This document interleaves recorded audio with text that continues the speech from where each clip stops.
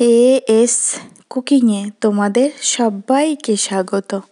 আজ তোমাদেরকে বানিয়ে দেখাবো শীতের মরশুমে দারুণ স্বাদের সরু চাকলি পিঠে, নরম তুলতুলে। তার জন্য আমি সুজি নেব, কোনো চাল ডাল ঝামেলা ছাড়াই সুজি দিয়েই বানাবো। সুজি নেব আমি 100 গ্রাম। সুজিটা প্রথমে শুকনো অবস্থায় একটু ঘুরিয়ে নেব, তারপরে ঘুরিয়ে নিলে সুজিটা মিহি হয়ে যায়। তারপরে দেব স্বাদ অনুযায়ী লবণ আর দেব হাফ চা চামচ চিনি, টেস্টটা খুব সুন্দর আসবে। এবার জল দিয়ে অল্প অল্প জল দিয়ে নর্মাল টেম্পারেচারে থাকা নর্মাল জল দিয়ে এটা ব্যাটার বানিয়ে নেব। যত বড় জল, আমি কাপ মেপে এটা আমি 3 কাপ জল দিয়েছি 100 গ্রাম সুজিতে।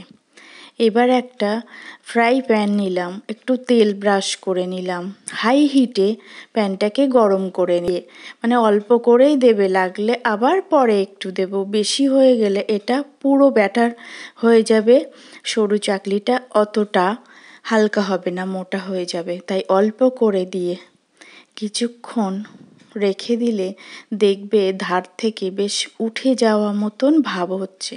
তখন একটা খুন্তির সাহায্যে অল্প অল্প করে ধারটা খুলে নিয়ে খুব সহজেই হাত দিয়ে এটা উঠে যায়। প্রথমটাই দেখো কি সুন্দর হলো।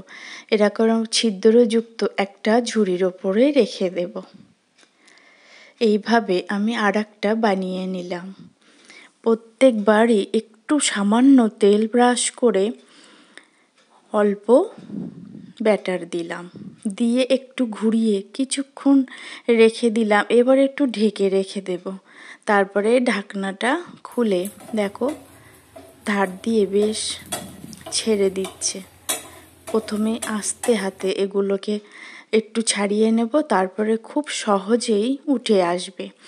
এইভাবে আমি সবগুলো বানিয়ে নিলাম। আমি 100 গ্রাম সুজিতে আমার হয়েছে সরু চাকলি পিঠে 7 থেকে 8 খানা।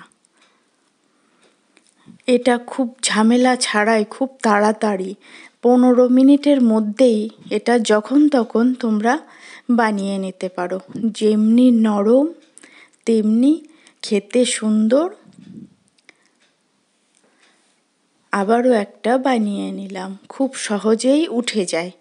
এটা তোমরা কোনো সবজির সাথে বা খেজুরের গুড়ের সাথেও খেতে পারো, খুব দারুণ লাগে খেতে। সকালে হোক বা সন্ধ্যের দিকে যখন ইচ্ছা তখন তোমরা বানিয়ে নিতে পারো। ভিডিওটা ভালো লাগলে অবশ্যই লাইক, শেয়ার, কমেন্ট করে জানিও কেমন হলো, আর সাবস্ক্রাইব করে পাশে থাকার অনুরোধ রইল। দেখো কত সুন্দর দেখতে হয়েছে, খেতেও খুব সুন্দর হয়।